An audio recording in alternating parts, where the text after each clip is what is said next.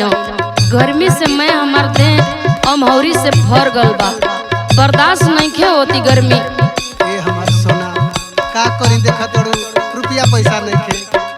कहीं से व्यवस्था करके एगो कूलर लगवा देती है।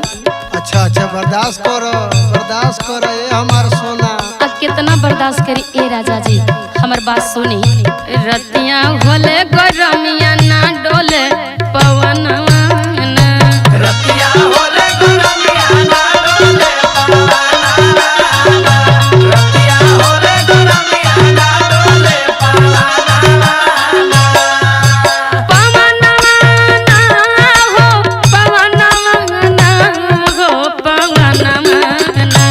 टप टप छुए पसीना भीजेला बदन टप टप छुए पसीना भीजेला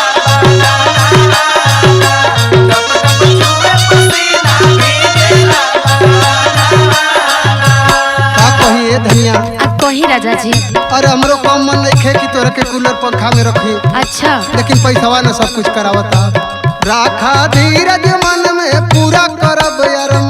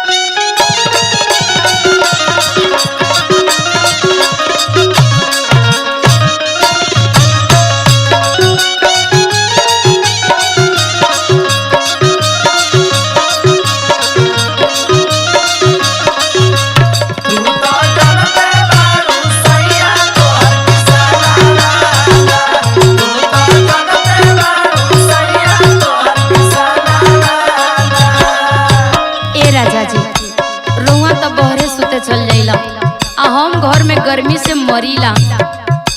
रोओं के सोचे के चाहे कि घर में क्रीम पाउडर लिया के रख दे। एक तो गर्मी के मारे सैया सूते लगो दुआरे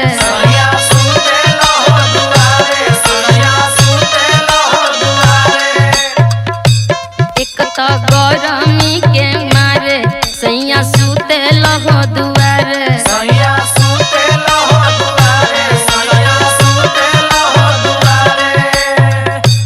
हमके सासु नदिया हो, हमके सासु नदिया मारेली मेघनवा हमके सासु नदिया मारेली मेघनवा हमके सासु नदिया मारेली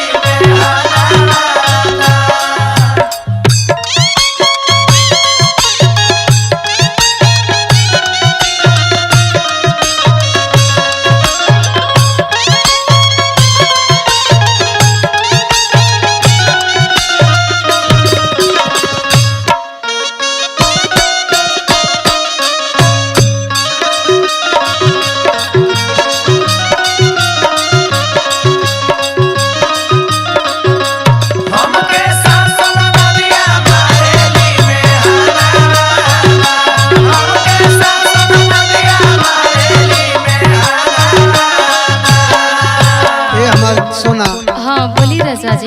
अरे जा तनी सदियाबा से एगो डोम बोला के लेके आओ तनी तोहरा की व्यवस्था बनाओ तनी।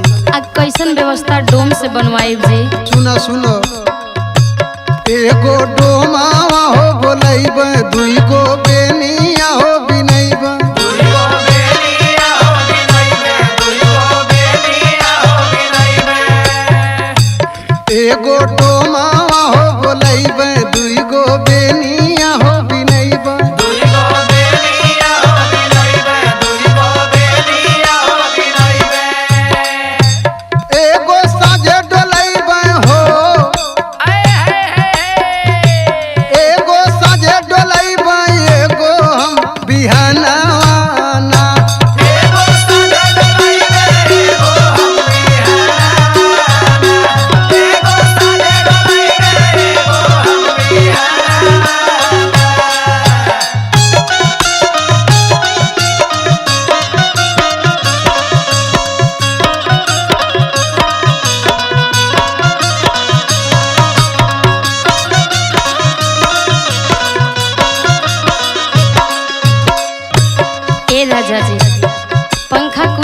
लगवाई तई देखी कुल बाजार में मैं मैक्सी प्लाजो आइल बा उहे एगो कोई के सेवा देती।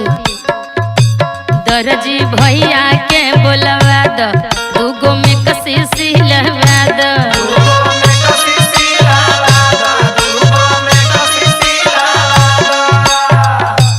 दर्जी भैया के बोलवा द दूगो में कसी सिलवा द।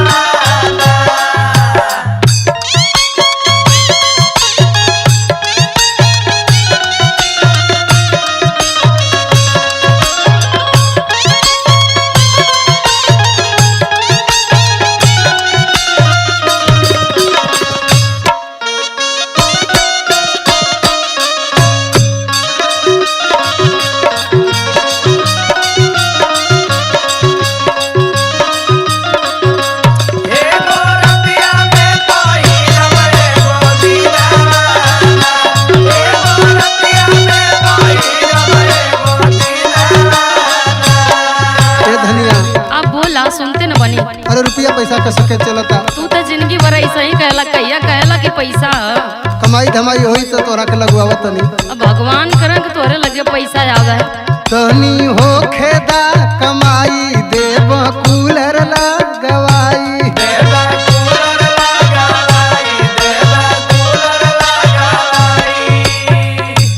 तनी हो खेदा कमाई देव कूलर लगवाई।